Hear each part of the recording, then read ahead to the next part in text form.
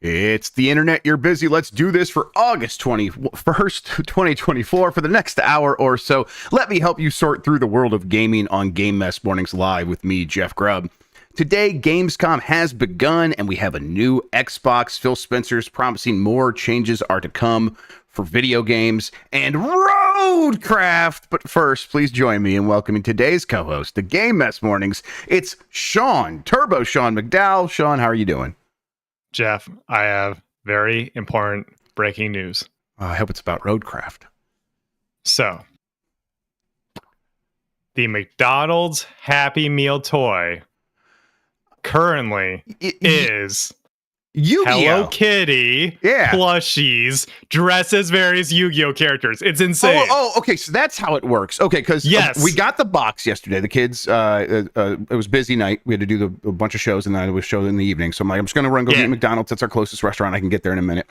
So I went to go get Happy Meals, and I was like doing the app because I'm not an idiot, right? I'm not a sucker. I was using the app, going to get my points, going to get the deals. Get the deals. And I saw it's like you could select the Happy Meal toy, and it said Hello Kitty / Yu-Gi-Oh! I'm like, what? And we got the box, and it is half Yu-Gi-Oh, half Hello Kitty. And I still didn't understand. And then we opened it up, and they still gave us the old toy that they've been having for the last few weeks, which are the Panini Olympic cards. Which the kids... What the hell's that mean? Panini cards are like sports collector cards. Basically, but they just did it for Olympic athletes instead of real sports stars. I would got a refund right there on the spot. Well, I'm sure we'll be back there because Steph was traveling, so we'll probably get back there in the next couple of days. That's my lunch for a day, man. I can get Hello Kitty Dark Magician Girl. I can get her dressed up as a Blue Eyes White Dragon, as Exodia. My day has been made, Jeff. I'm so happy. I know what you're saying. I brought that home, and Emmy was like, guess which of these characters I like the best? And I'm like, Hello Kitty. She points to the Mr. Yu-Gi-Oh! Is that his name? Mr. Yu-Gi-Oh! Himself, yes. Yeah. And I'm like, oh, okay, well, it's already happened. The sickness has taken her. So I don't know why she prefers Yu-Gi-Oh!, but that's what's happened in my life. Yeah, we'll get back there. We'll check that out. I am mostly over here like, okay, I can't believe summer break is over. Kids are going back to school. That flew by. How's that going for you? It's going. It's busy. Honestly, they haven't even started class yet. We're still just doing like open houses and bringing Steph used to be a teacher, so we provide a lot of supplies and presents to the teachers at the beginning of the school year. So get a lot of that stuff together, making sure I don't forget, because again, I'm the one doing this because she's out of town. So I'm like, okay, when is this thing? I got to do a thing today. And so it's just a lot of odd things, because it's very easy to get into the rhythm of, well, every day I got to get up super early, take these kids to school, come back home, get ready for Game Mess Mornings. That's a routine I can get used to pretty quickly.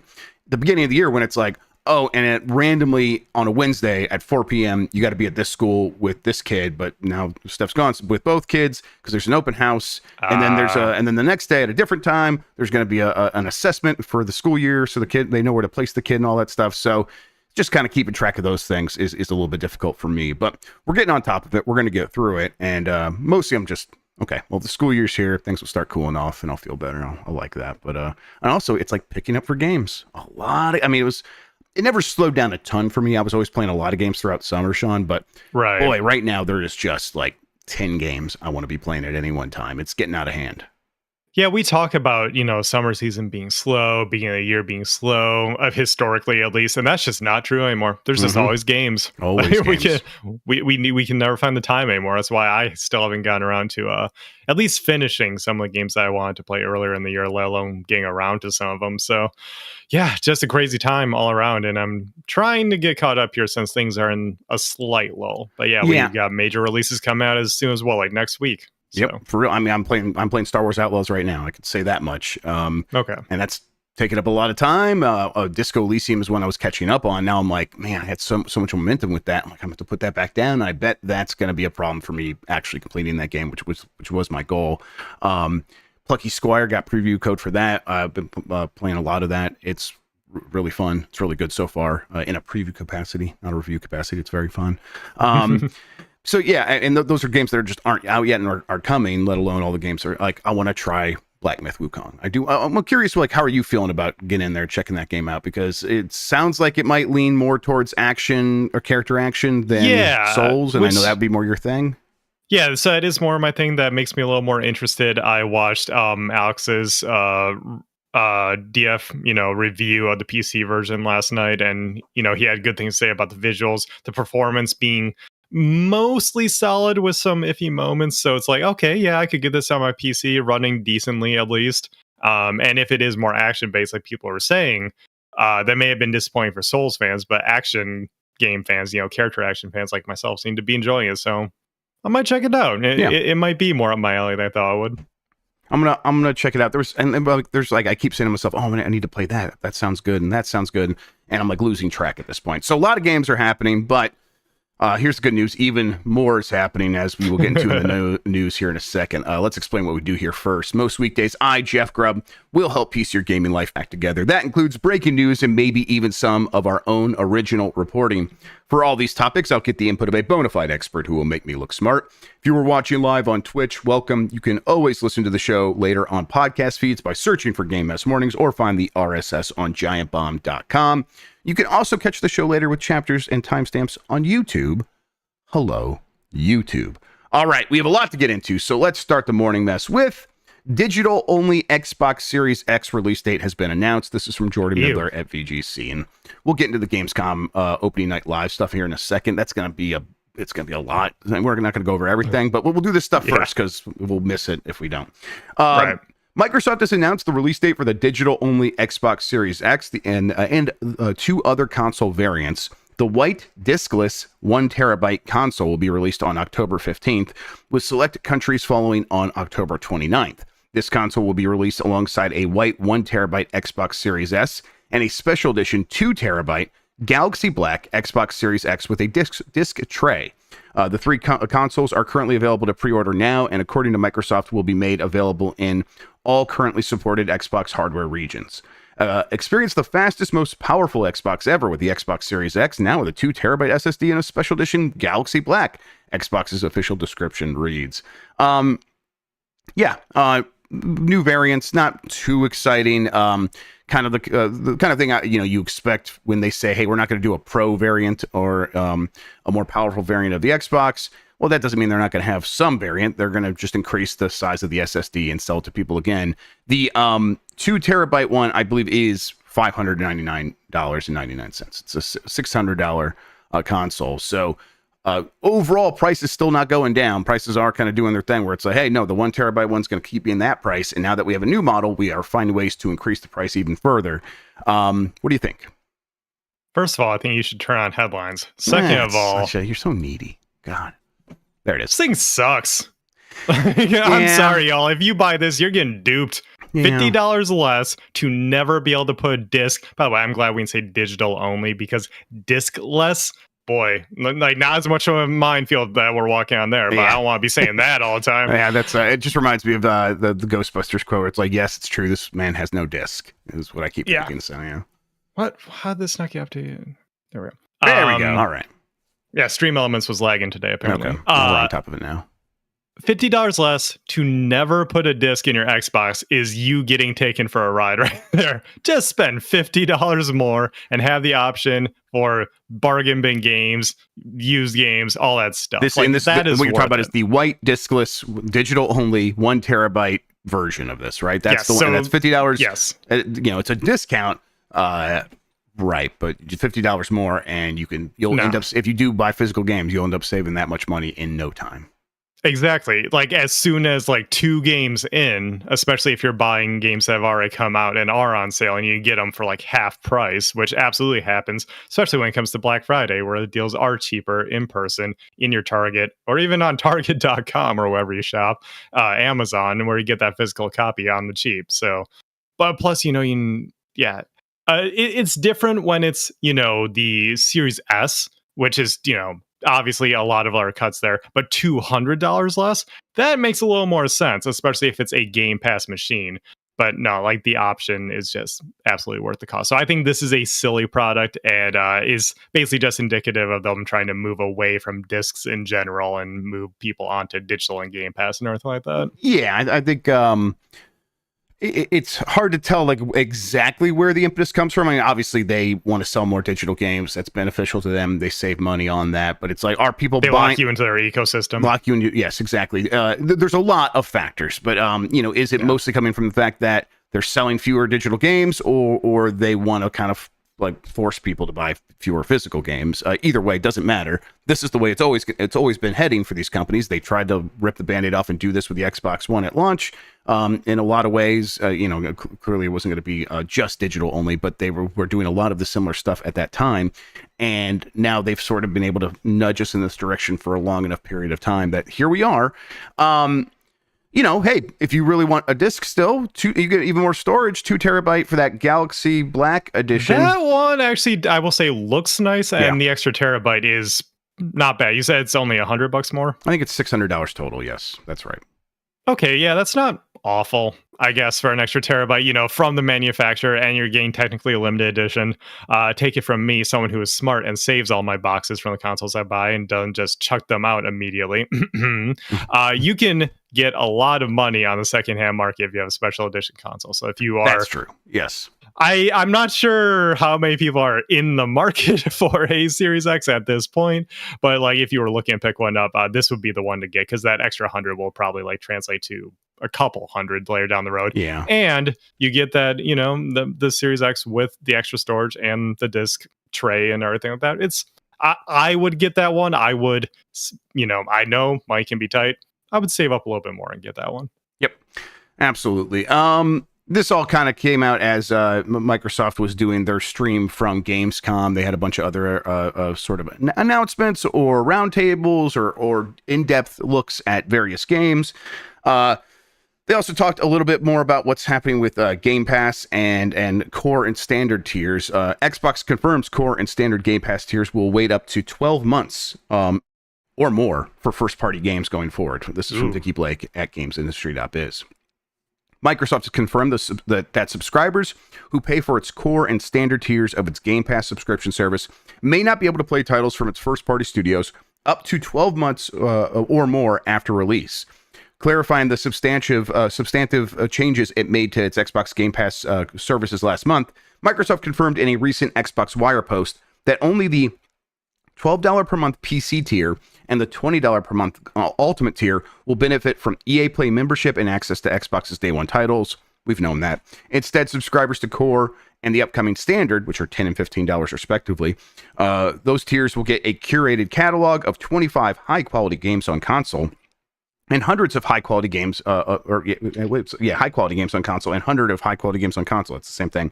I guess respectively. I don't know. All console tiers will get online console membership, and all 4 tiers will receive member deals and discounts. Up until this point, it had not been clear how long Standard and Core subscribers would have to wait to play the Day One first-party releases that used to be included in Game Pass. Some games coming to Game Pass Ultimate, Day One games or other game entries will not be immediately available with Game Pass Standard, and many may be added to the library at a future date. And then in parentheses here it says can be up to 12 months or more and will vary by title. Wrote senior community lead Xbox for Xbox Game Pass Megan Spur. That's I guess they're saying it could be can be up to 12 months and will vary by title. So I guess they still have wiggle room here to do something within 6 months, which I was kind of expecting 6 months. A year feels pretty extreme. But I guess in some cases that can fly. But I mean, I guess the point is like, PlayStation users only have to wait a little bit to be able to buy Indiana Jones, like a few months. But Game Pass subscribers on the standard tier to kind of get the thing that they've been accustomed to or that they've heard Microsoft say for a long time might have to start waiting up to a year. I don't know. It seems a little bit long to me. What do you think? First of all, this branding sucks because I had to bring up the chart to look at some of this stuff. And because some of that phrasing actually I thought was contradictory to stuff that they've said in the past. Man, I wish I would have known you were wearing that shirt today. Yes, exactly. Because I have the same one, Chad. Yeah. Oh, yeah. But yeah, it is just Game Pass Core is Xbox Live Gold. It still has that games with gold kind of ish catalog. And then Game Pass Standard is Game Pass as you know it but you got the shaft by not having the day one releases. Right. Everything else is basically the same. I just had to remember that. Oh, right, they just screwed our customers. Of course they did. Yep. It just it feels bad. It feels scummy to like take away what made Game Pass, and to now say, well, if you're a premium Game Pass member, then you get this. No, the beauty of Game Pass, and we've talked about this a little bit, I think, even on this show, where, best deal in gaming. Sure, it's not great for their bottom line, but it's a great way to like market to people, to market to your friends. I've marketed to my friends as well, and they're on Game Pass. And guess what? After talking to them about those changes that were coming and now I've taken into effect or whatever, they turned off auto renew, and they're like, well, I'm just not going to do Game Pass anymore then. Yep. Like when Call of Duty comes out, sure, because that's a cheaper way to play Call of Duty. When Indy comes out, because I'm an Indiana Jones fan, I'll play it there. But otherwise, people I knew who had it on auto renew are not going to do it anymore. Microsoft just lost customers right there. I don't know what the business strategy was here, really, who they thought they were. Like, I guess the people who they assume are just going to leave it on. But I think simultaneously, the average consumer is dumber than you'd think and smarter than you think, because they're getting good at saving their own money. Yeah. And I think that, you They're have very more sensitive to that. Yes. Exactly. More coupon cutters, more people looking for deals, more people staying on top of their subscriptions. And so I don't know. I'm sure they are like, there's a gotcha here, but I feel like they probably, this has backfired in some way. Yeah. That's just gut feeling. I don't think they do this unless they absolutely felt the need to make more money right now. And, we'll get to that here in a second. Phil Spencer basically says, we need to make more money right now. Is when he talks about Xbox in this moment. And that's what the business strategy is. It's like, growth is one thing. We need revenue. Like, we wish we could have growth. That would be ideal. But since we don't have growth, and we've made a bunch of promises to investors and to Satya Nadella about where that growth is going to come from and how fast it's going to happen, and it doesn't work out that way. Well, now it's like we've sort of run out of options, and it's like, well, if you don't have growth, you better be making money. And it's like, okay, well, then we got to shift from one model of trying to attract people to now trying to squeeze as much money out of the people we do have as possible. And that's just never going to feel good. And in the process, you're going to lose some people, like you were talking about your friends. That is, that's the way it goes with the economies, or with the sort of economic decision of, do you increase prices? That always loses some percentage of customers when you do that. In this case, I don't know. We'll have to see if it actually pans out for them in any real way. But it does feel like a bit of a backed into a corner decision. And these clarifications just make it feel more like, okay, we can kind of see what this is, and it's not meant to be that good feeling you had with Game Pass for several years there. This is something different now. Yeah. Phil Spencer did discuss a bunch of things in a kind of conversation, like with state media. He talked to an Xbox employee on their stage at Gamescom, but he answered some questions. This comes from Eddie McCoo at GameSpot, who runs this down for us. And he specifically talks about Phil Spencer discusses bringing Indiana Jones to PS5, saying, "We run a business." During Gamescom this week, Microsoft confirmed rumors and announced that Indiana Jones and the Great Circle will come to PlayStation in 2025, following the game's debut on Xbox and PC this December. In an interview during the Xbox Gamescom live stream, Microsoft Gaming CEO Phil Spencer explained more about Microsoft's approach to bringing its own Xbox games to competing platforms. He said it's important for people to remember that Xbox is a business, and within Microsoft, Spencer said expectations from CEO Satya Nadella and CFO Amy Hood are high. "We run a business. It's definitely true inside of Microsoft that the bar is high for us in terms of the delivery we have to give back to the company. We get a level of support from Microsoft that is just amazing in what we're able to go do," Spencer said. In terms of that support, Microsoft bankrolled the $75.4 billion acquisition of Activision Blizzard. This was Microsoft's largest acquisition by purchase price by far in the company's history.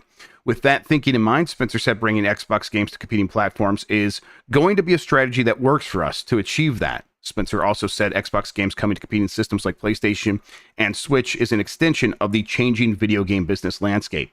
As an industry right now, there is a lot of pressure on the industry. It's been growing for a long time, and then basically saying, and now it hasn't been so much. And now people are looking for ways to grow more. And for us as fans and players of games, we just have to anticipate that there's going to be more change in how some of the traditional ways, some of the traditional ways that games were built and distributed.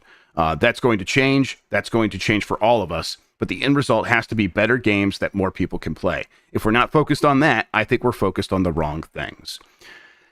Yeah. I mean, I think this is him saying like these things in the most open way he's said it yet. All this stuff is in line with how he's discussed the problems that video games and Microsoft in particular have been facing in the console space for a long time. But this sort of sums it up in the most, okay, yeah, that sounds about right. You are looking for growth. You haven't been able to find it, so now you're looking for even more ways to grow, and that has forced you to make decisions that feel like sea changes to the way the entire video game industry works.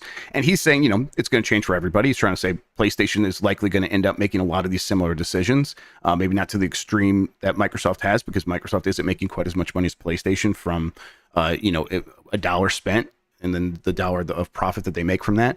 But that they still are like, no, everyone's kind of facing these same problems, and that is going to lead to more change. So this is happening.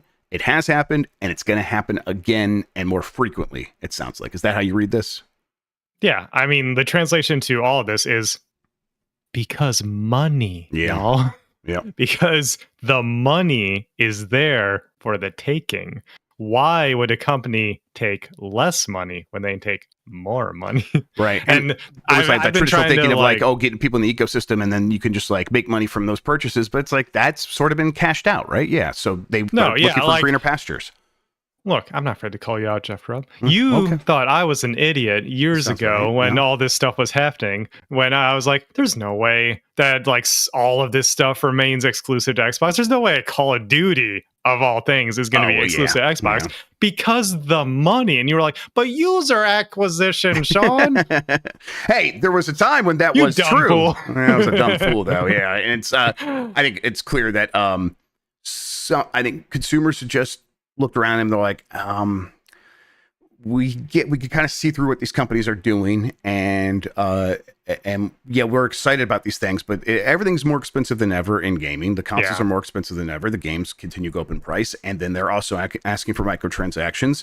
And what me and my friends really like when we sit down to play a game is this game that we play as a hobby, and we can play it anywhere, and it's sort of kind of pierced the bubble that consoles lived in. And once that happened, there was no going back, it feels like. And here we are. Now people are like, why aren't we just playing on PC, this open platform that doesn't make any promises and just like is what it is and has been for forever? And that's what we're saying. And is promising to be that thing into an eternity. So I think that these consoles, once that bubble did burst, there was no turning back. Yeah, it's a relatively recent history, which is weird to think about. But in the ballpark is 7 years ago when Fortnite started taking off as the Battle Royale, when crossplay became commonplace because, Epic pushed for it. So, props there for all the crappy things they've done. But once all of the biggest games, not just currently, but like in history, are these cross-platform games, these multi-platform games, live service, usually games that people are spending a ton of money on because they are accessible. I hear people tell stories of their kids not even thinking about something being exclusive. I think even one of the studies you brought up on GMM before has been, I think it was Phil Spencer himself talking about like Gen Z and being like, well, they don't think about things being exclusive to one thing. They just think about they have their phone, their tablet, their TV, console, and everything's on computer. There. Yeah. Everything's everywhere. So why would a game be exclusive to one place and be very expensive? Like, no, all this stuff should be everywhere. And we get the money as a result. And yeah, that's what makes sense. That's why these companies are seeing that the console wars are basically over, y'all. Like all the Twitter warriors out there with their plastic boxes losing their minds over this stuff. Y'all, you can come home now. It's fine. You don't have to fight anymore. Yeah. It's so we're so past that point because you see stuff like even PlayStation. What's PlayStation doing? They're playing more and more of their stuff other places, such as on PC. They're licensing out Horizon to go on Switch, even in that Lego game. They are seeing that what's the point of maybe getting like 4 million units out the door when we can just make so much more money by getting it to everyone? Everybody. And we can have a strategy with maybe phased rollouts and, timed exclusivity and everything like that. Right. But eventually, yeah, let's let everyone give us $70. Why not? And you talk about Full Nerd PC World's podcast being like the podcast where adults are talking, which, by the way, that's a great podcast. I started listening since you started talking about. I know you listen to this too, but I also think about DF Direct Weekly as that, like Digital Foundry's podcast, and hearing Richard Ledbetter, a guy who's been in games media forever. No kidding. Yeah, like longer than most people listening have been alive. Yep. Like actually like 40 years or something like that. Hearing him talk about this strategy, I think really made it make even more sense in my brain, where he's like, the strategy that Microsoft is clearly moving towards is having their platform be the one where you can have it be very accessible. They're trying to get a lot of people just by being everywhere, which Phil Spencer says, but Game Pass is that low barrier of entry. It is, even if you get the more basic plan at the $15 a month, that is still cheaper than buying a $70 game. And then the game may be timed exclusive or whatever, goes elsewhere, and is $70. So you have those two different approaches are how they can kind of have their cake and eat it too. Yeah. Of, hey, if you want the game early, you care enough about it, play it here, play it cheaper as part of a membership, as you like to say, like the library card approach, where like you don't rent the game, but you kind of borrow it with all the other games that you're borrowing. But if you don't like that, if you want like everything, well, then you can wait for, an indeterminate amount of time, probably 6 months, and give them $70 for it, even more money. So you kind of have the choice there, and everyone kind of wins. And how is that not just the best thing for everyone involved? It's also like, and I think people will be like, okay, so this means that Microsoft's going to be a third party for PlayStation. It's like, no, that's thinking too small. Like, yeah, the answer is yes, they are going to be a third party on PlayStation, but that's not the strategy. The strategy is much more longer term, and being everywhere and trying to predict a world that will be a little less console centric, which seems like we're just barreling towards constantly. What exactly that looks like, we don't know, and I think they don't know. But I think they are building an infrastructure to be ready for whatever that looks like, so they can kind of catch that money as it falls down. Yeah, people want to think of the console as the bastion of how things have been. This is stable. This is what I know. I want my console. And, they say, like, I don't want a PC. I don't want this, that, or there. That's fine. But at the same time, you can't say that it's dumb or that's bad or that so on and so forth for this game to be on a different console. Because guess what? Then you have the option to just have that console. Yeah, it's just more options, yeah. If you're deep in ecosystem and you don't want to leave, that's totally cool. Guess what? Your box will still work. Yep. They're not taking your box away from you. But if your next box is the other box, okay, so what? Like, my VCR wasn't the same one in the 90s from the previous brand, DVD player, so on and so forth. And we shouldn't think of this weird console war stuff in the same way, because this was all a means to an end back in the 90s, where media companies were just trying to sell you a piece of media, and they wanted to keep you buying their pieces of media. So they made a really weird decision that other media formats usually don't really make. And it never worked just when they tried it, and it's like, exactly. And like, you think Betamax is still around? No, like everyone just pivoted into a single format with different variations on the same formula, and I think that's what we're seeing now. Yeah, and I get. I mean, I definitely grew up on consoles, and so I get the thinking that when you spend a lot of money on these things, you want to make it feel like that's worth your investment, and so you want the company to take it seriously and make it feel special. And they did that for a very long time, and I think it was a good business strategy. It did work. It is just that is too small now, and it's not the future. Trying to build a small walled garden where everyone inside can feel like they're part of a VIP party.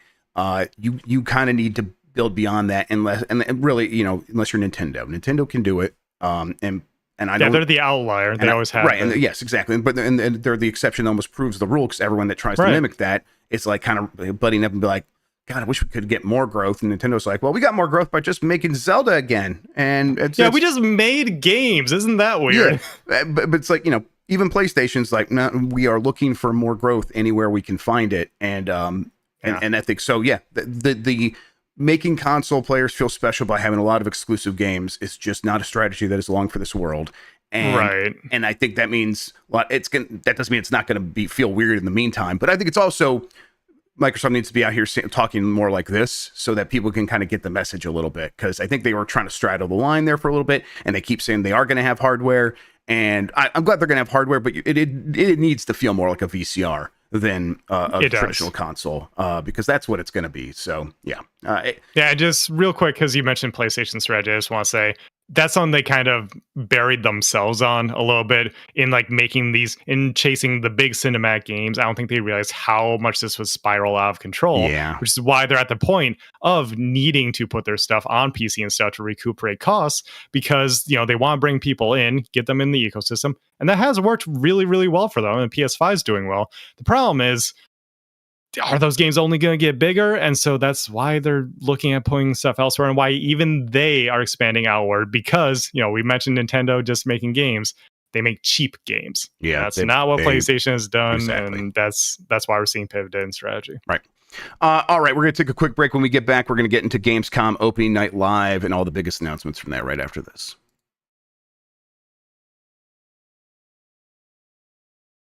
All right, we are back. And we do have Gamescom Opening Night Live 2024. All the biggest announcements. So this is from Darren Bonthus at GameSpot. We'll hit these pretty quickly. Talk about the biggest ones. We did talk over this, so if you want to watch that, that is available on Giant Bomb. But games like Inzoi, which is that Korean Sims that I thought looked pretty promising. I think it's going to be huge. Steam porn game, yep. Yep, it does look like a lot of those.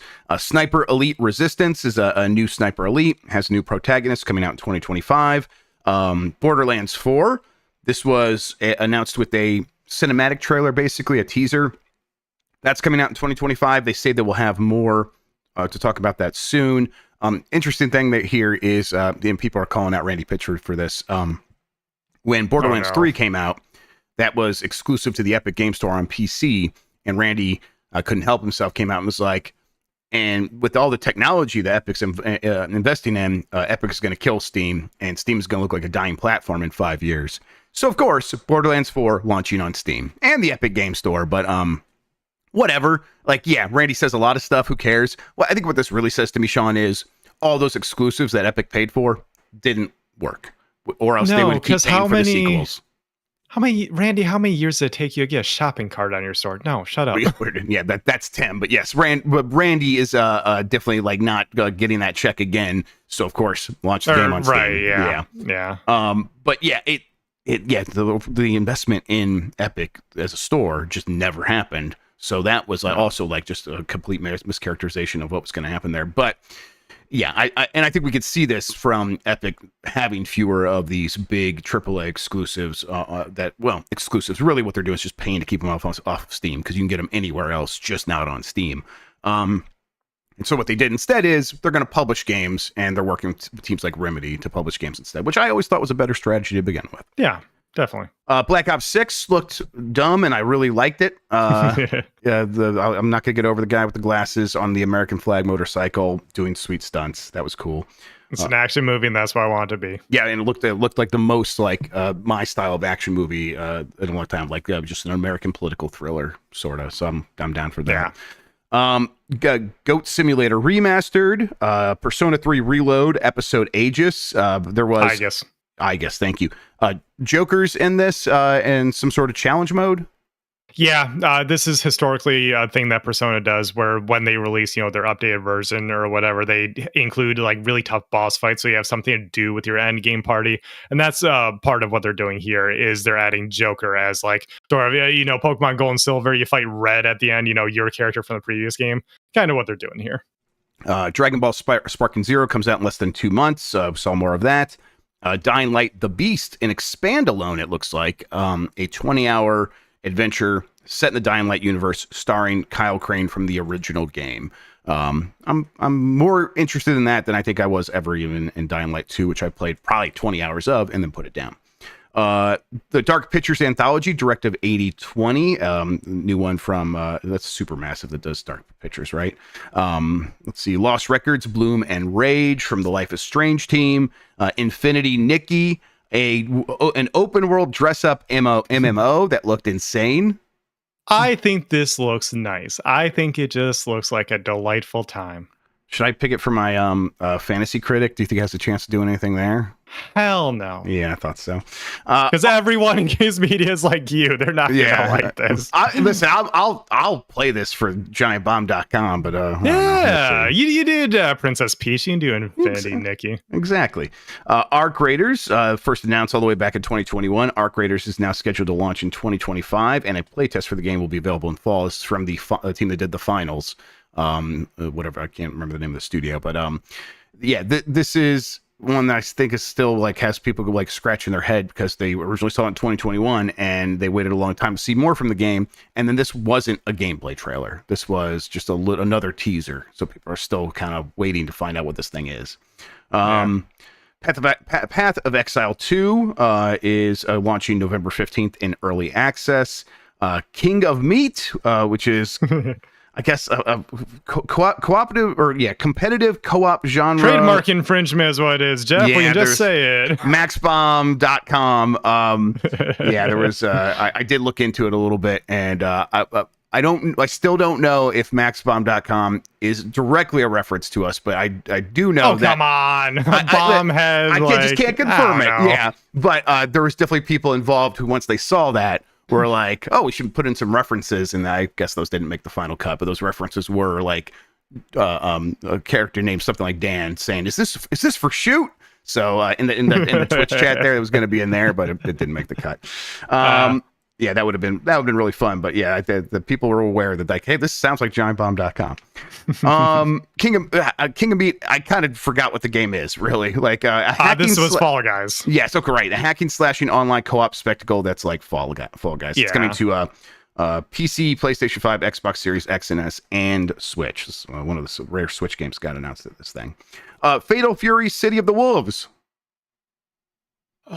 They made Mai Shiranui a biker MILF, and I'm just so happy. I can't express how happy I am, Jeff. Yeah, that looked really good. I don't know if you saw any of the extended stuff at all. Probably not. No, they had, like old school, like character editors that like CVS2 had and stuff, where you could like, because that's pixel art, you could just like change the colors of everything. They're doing that in City of the Wolves. Like in a 3D rendered game, that's pretty impressive that you can just like make your wild looking or pretty cool referential thing in that game. And I think that's just part of the game. So like the fact that they could, sell all that stuff as skins and stuff, and instead it's just in the game is dope. Yeah, that's promising. That like, so because like, a game like this, it feels like it would be right for them being like, look, we're gonna do it, but you all need to support it by buying 1 million skins, and it's going to be just microtransaction to hell. So the idea that this game is not going to be that way is promising. Another promising game, Mecha Break. This is I think a 6v6 multiplayer mech shooter. Looks like it has similar action to Armored Core, but in a 6v6 multiplayer arena. It is coming. Let's see, there will be a closed beta on August 25th that runs through the 27th. Reanimal is from Little Nightmares developer Tarsier Studios. It's an upcoming horror game. Dune Awakening, that survival MMO, looked more promising than it has before for me. I know a lot of people think it looks good, but I was never into it until this point. And even then, I'm like, I like survival MMOs more than a lot of people, but I'm not like always itching for the next one or the next one. Real quick, by the way, please. I did just check. I'm looking at it now. Mecha Break's PC beta is actually still going on right now. So if that's still going through a weekend, I'm probably going to pick it up and play. Yeah, I'm going to check that out now. That sounds like fun. Marvel Rivals, which we've played on this website, check that out. Naraka Blade Point was getting a Tomb Raider crossover. They talked about this on the Bombcast, and they're like, they didn't really. Naraka Blade Point is a battle royale. It's like a character action battle royale, I guess. It breaks my heart that people say it's carrying the torch of Rumbleverse, because it is different. Ooh, it doesn't have the verticality, but it actually does kind of have a combo system. Yeah, like it's closer than any game's ever been, but yeah, like it's not the same. No, it's interesting though. I played it. Civilization 7 is coming February 11th. it's a game I have to play before I can get too excited, because my experience with Civilization is a new one comes out and there's a bunch of problems with it that get fixed over time. So it's like, oh yeah, we're just going to get into the early access period, quote unquote, of Civilization 7 here in February. That sounds great. I'll try it, but it'll be like a long burn relationship with that game. So that's why it's like, kind of. Like just watch the trailer and be like, oh, okay. And then once I play it, I'll know how I feel. Starfield got a car. Monument Valley 3 got announced. It's coming December 10th. It's part of Netflix, I think. Let's see. Netflix subscribers will be able to access the entire series, starting with Monument Valley on September 19th and Monument Valley 2 on October 29th. I don't think they said exactly when Monument Valley. Oh, December 10th. I just said that. Yeah. Batman Arkham Shadow, the VR game. Well, that looked kind of...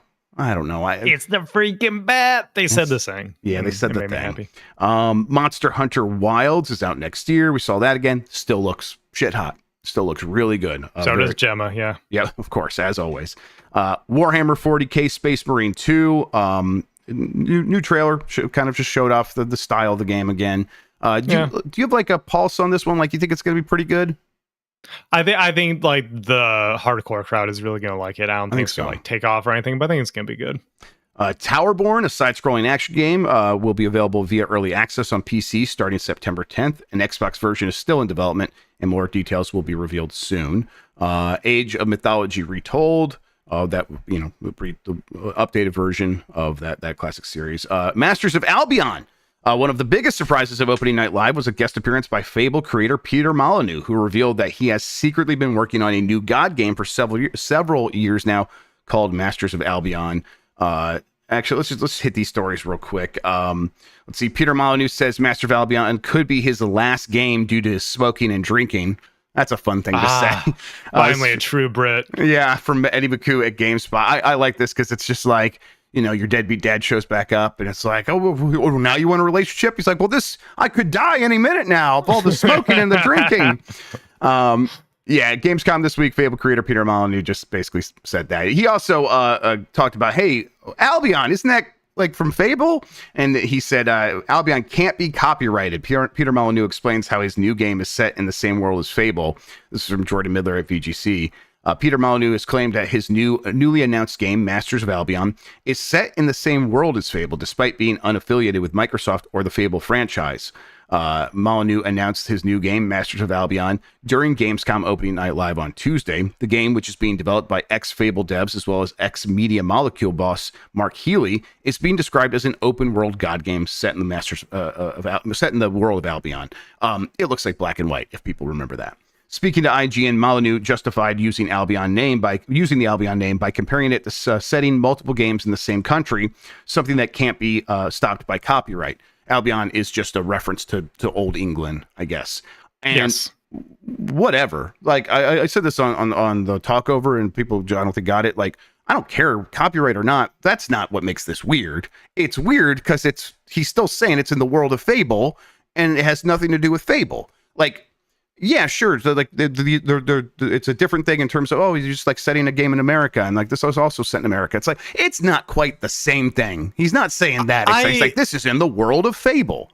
It's weird. Yeah. Well, I'm trying to look here. Do we actually have a quote from him specifically saying it's in the same world as Fable? Because I think he is just repeating over and over. It's Albion. He says Fable was set in Albion. Masters of Albion is set in Albion.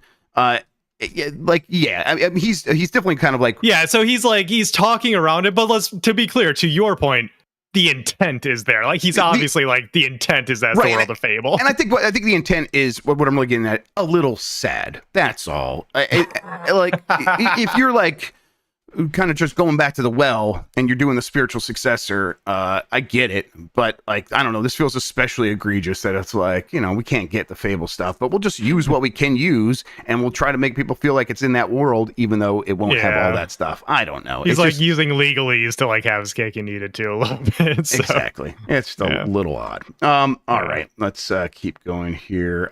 Kingdom Come Deliverance 2, saw more of that, comes to February 11th. There's some previews out there. People got a chance to play it. Sounds like it's going to build on the original in a lot of good ways. Little Nightmares 3.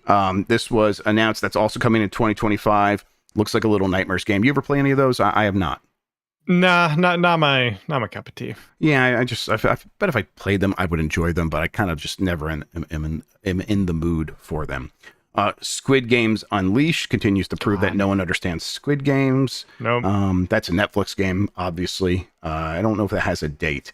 Dark and Darker Mobile is headed to iOS and Android devices. This is that weird one that really kind of blew up on Steam in early access and then got removed from Steam for some reason. Either like stolen assets or they were confused about the source of the assets, or maybe even NFT stuff. I can't remember exactly what the story was, but it got removed from Steam. One of those things, yeah. It came back to Steam, but in the meantime, it seemed like while they were off, they were like, oh, we got to find another way to get around and get this game out because people are into it, and they made a mobile version. Herdling, this is from developer Akamotive, which is the creators of Far Changing Tides and Far Loan Sales, games that I enjoyed quite a bit. This is different than those. This is you herding a bunch of like giant, like wampa or not like cow-looking creatures or I don't know, something like furry elephants or something like woolly mammoths. It looked really neat. It comes out in 2025 for cute. PC and consoles. By the way, that's probably Okomotive, like locomotive. Yes, Okomotive. Thank you. Yes. Yeah. Herdling was one of the ones that stood out to me of like, oh, I would like to play that quite a bit. Indiana Jones and the Great Circle. We got a good look at this game, a lot of the gameplay. They also gave a date, December 9th, and then it's also coming to PS5. That's the day after my spring. birthday. There it is, yeah. Oh my god, y'all have to watch that bombcast, because seeing the other end of me texting Mike asking if he said that was so good. Yep, he thought it got picked up on microphone, and it's like, no, we just knew you said it. Yeah. What Chuck put together that edit of like the back and forth of you and Mike. You can find that on the Reddit right now. It's on there. But also, Chuck also tweeted it. So if you want to see that video of Mike getting that and be like, did they hear me on the stream say that? Yeah. And it's like, no, you can just cut to us talking over and us just guessing that he said it. Either way, I think this game's looking really good. Indiana Jones is I like that franchise a lot. And now we're seeing a lot of previews, and people are saying some pretty wild stuff. Jordan Midler says it's got like Hitman inspiration. Yeah, did you read that article? What's going on there? I'm like, I have it like open right here. It's what I'm going to read as soon as we're done here. Gotcha. But a lot of the previews are mostly saying there's a lot of depth. There's a lot more going on than anyone was expecting. Like every single story, and I wonder if there was almost like a point like in the preview where they're like, no, this is grander than anyone was expecting, and people are like got that in their head because everyone's kind of saying the same thing. So I still want to see that for myself, but at the very least they are setting the groundwork here for something that sounds like a pretty big deal. Yeah, like we talked about in the talk over, I have like personal preference things about this game. I think Backlar was sort of on the same page of like, we like Tomb Raider, so we kind of want it to be a little more like you're Tomb definitely Raider, not alone in that. There's a lot of people that are going to feel that way. Yeah. Right. But at the same time, if there was a developer where it's like they're doing something that I don't want by full faith, it is Machine Games. Like, yeah, this is going to be incredible. I can't wait. Very excited. And Troy Baker's Harrison Ford continues to be amazing. Sure. It's I can't believe how much he sounds like Harrison Ford to me. It's amazing. It's pretty good. I'll give it up. I'm just a hater. Oh, sure. Yeah. There was also Troy Baker stories in the Bombcast, everybody. There was a bunch of wild stories in there. So everyone should listen to that. Oh, I haven't got to that part yet. Okay. Now I'm curious. They blasphemed in a church with Troy Baker. Oh, that was okay. I was half listening. That was okay. Gotcha. Mafia: The Old Country was a big surprise as well. We knew Mafia was coming, but judging by the brief teaser trailer that was written here, it looks like players will be headed to Sicily in the early 1900s in the next Mafia game, which I think is a pretty decent idea for a new Mafia. I don't know if I wanted another kind of old American city take on this. They did change a lot of stuff up with Mafia 3, a game I didn't play. And I know people have a soft spot for that one. Kind of interested to give it a chance, but I could never get into Mafia 1 or 2. I tried a bunch of times. I do like crime games. I like Mafia related stuff in entertainment, but it just never clicked for me. So I never tried Mafia 3, but I like the sound of this. What do you think? Yeah, I mean, and there's only so much you can change up the setting while still being a Mafia game specifically. So I think this was a good call, and I'm looking forward to what they're doing with it, because I think, taking it to like, a younger Sicily is going to be an interesting way of going about that. It's going to be very different than the like what is that time period of what, the 40s or 50s or whatever it was, taking place in like 1 through 3 or whatnot. Yeah, but Mafia 1 is definitely like the 40s and 50s because I remember the vehicles, and Mafia 2 is a little bit after that. Yeah, basically, that's right. That game is going to get more information revealed in December. A couple other games here while we clean things up. The first Berserker Kazan. That's the action RPG that looked really fantastic in terms of its art style before, but the performance looked kind of rough. They've cleaned things up. It looks really rock solid. This is the DNF duel game that is now a character action game. The Dungeon Fighter. Yeah, Dungeon Fighter Online is like a really long running, I believe, Korean sort of like browser based MMO thing. From way back when like RuneScape and stuff was popping off. But they're slow, like a lot of other like Asian games sort of outside Japan where their market has primarily been PC and now somewhat mobile. They are moving into more console style games. That's how we got like them working with ArcSys to do DNF Duel. And now we get them making first Berserker Kazan, which, by the way, Ben Starr confirmed on Twitter today he is in fact Kazan. So shout out to friend of the site, Ben Starr, on that one. But yeah, it looks good. And like we mentioned earlier in the show, I do like these more action oriented character action Souls adjacent games. I don't like the slower pace of Souls, but something like this is more on my alley. Yeah, this one looks like it's got a lot more going on in terms of combos and things like that. And we'll know for sure in October because there's a closed beta test coming October 11th through the 20th. So, which is interesting. That's the thing you kind of turn your head at if it's going to be a single player game. But at the same time, when you realize like who is coming from Nexon and everything, it's like okay, I guess maybe they would getting that feedback. So they're probably used to that, so they want it exactly. Just a handful of other games real quick. Diablo 4: Vessel of Hatred. Plenty of stuff out there that launches on October 8th. The War Within also got a little bit more information for World of Warcraft, and then Unknown 9 Awakening. Confirmed an October 18th release date. This is from Bandai Namco, an upcoming adventure game.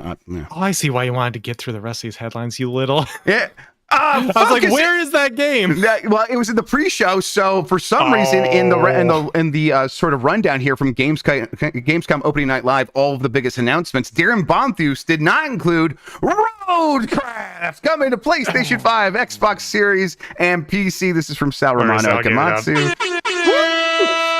Publisher Focus Entertainment and developer Saber Interactive have announced the construction simulation game RoadCraft for PlayStation 5, Xbox Series, and PC. It will launch in 2025. I kind of did a quick summary of what this game is.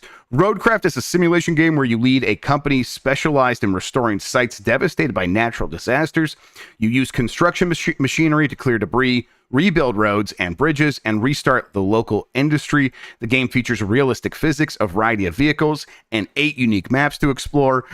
I'm so excited. You can also play cooperatively. No, I'm sorry. Let me correct that. We will be playing cooperatively with up to 4 players on GiantBomb.com when RoadCraft launches in 2025. Yeah, we're gonna do Infrastructure Week. This will be Infrastructure Week 2025 for sure. The idea of a disaster happens, you got to clear the road, use big machines to clear the road, and then be able to fix the road or fix the bridges. Like, I love bridge building simulators, but I'm always like, I wish I could do this in like Grand Theft Auto. When I'm playing Grand Theft Auto, I'm like, I wish I could just be doing one of these menial jobs, and this game is just that. I'm so excited. For people wondering why I'm so excited, Such a dad. It's a dad game, a dad-ass game right here. My game of the year a couple years ago was SnowRunner. This is from the studio that did that. I think MudRunner Expeditions is really solid. That came out earlier this year. That's on my top 10 list right now, as I like vaguely keep track of it. But the multiplayer hasn't even launched for that yet, at least last time I checked. So yeah, hey, now they're doing something in a new franchise. It sounds like they're taking a lot of what they learned and applying it here.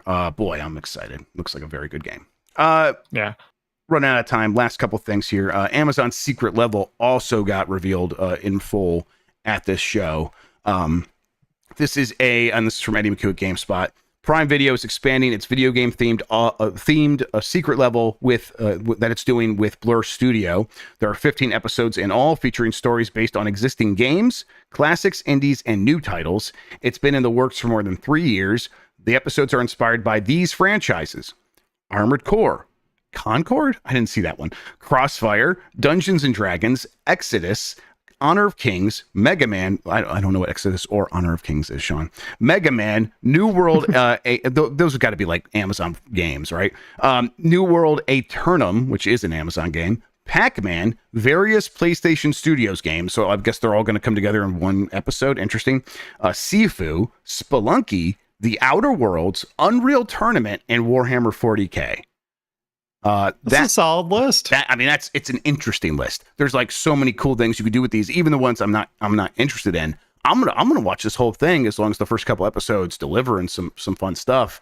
The Mega Man one looked really like, it does look interesting. That's like, oh man, that looks like a lot of money going in to make Mega Man look very cool. Making him look like the Astro Boy inspiration he always was. Exactly. Yes. And Blur Studios is they are known for they did Arcane, is that right? Or what they do? I don't know. I'm sorry. Yeah, I know they're the Blur Studios in terms of animation. They've made a lot of these more popular ones. Shows. Let me see here. Blur Studio. I'll look it up here. They are, yeah, and Tim Miller's also involved. Tim Miller, who did not Daredevil, Deadpool. He is working on this. They did they've worked on Avatar. Man, they went all the way back to South Park, Bigger, Longer, and Uncut. This is a studio that's done like a bunch of cinematic trailers and stuff. That's right. Cinematic, yes, and they've done a lot of work on. They've done work on like Wolfenstein, Return to Castle Wolfenstein, Call of Duty Modern Warfare 3. They've worked on recently. Most importantly, Sonic the Hedgehog 2006. Right, of course.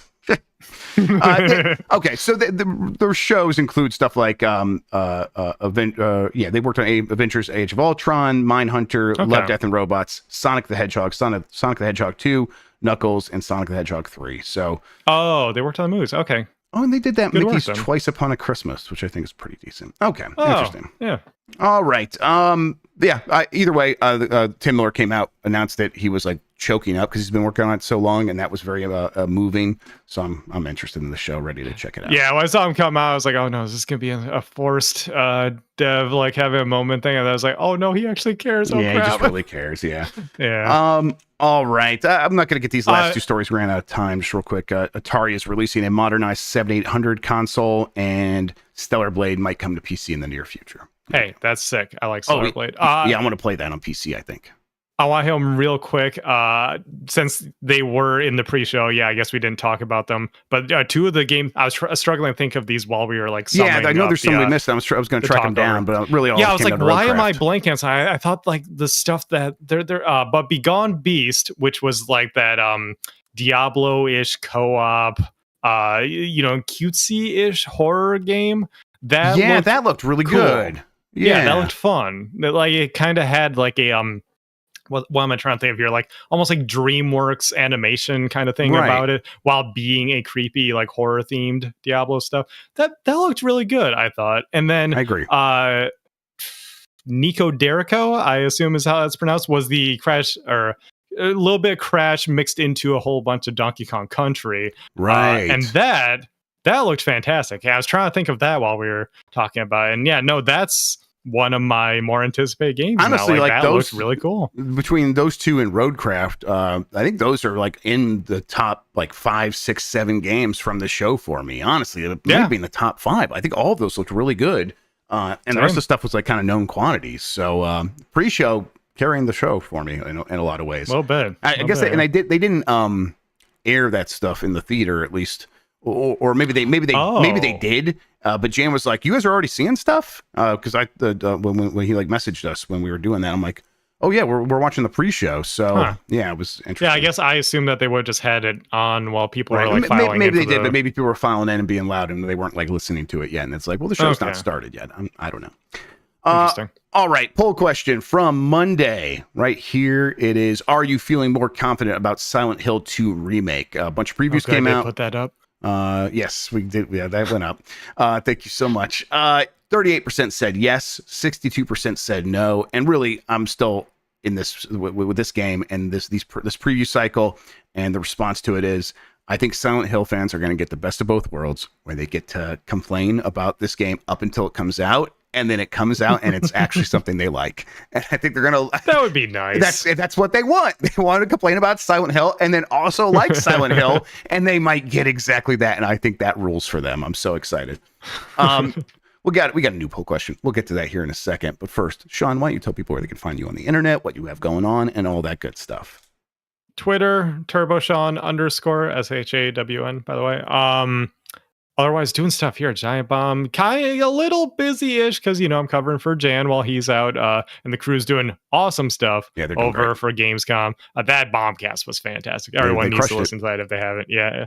It seems like they're having a really fun time over there. I don't know if you saw Dan put a video on Twitter this morning of Mike on some kind of VR.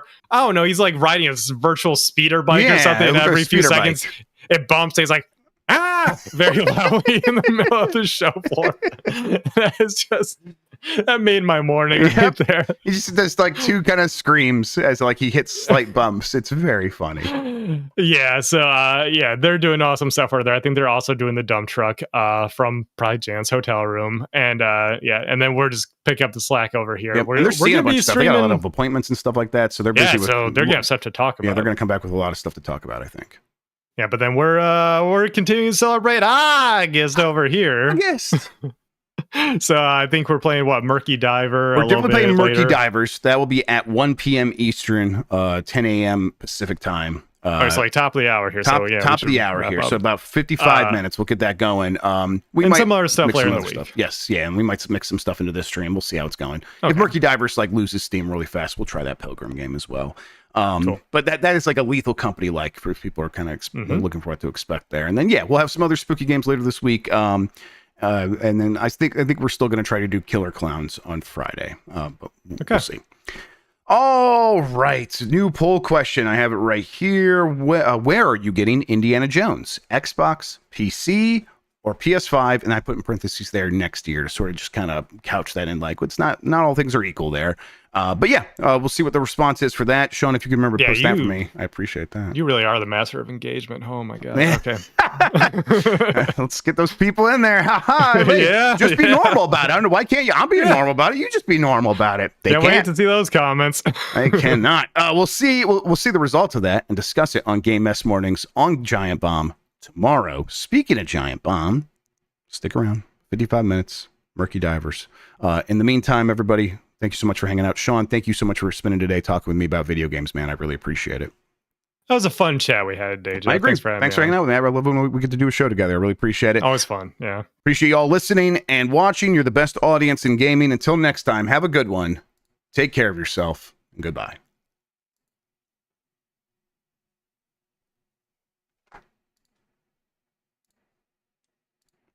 All right.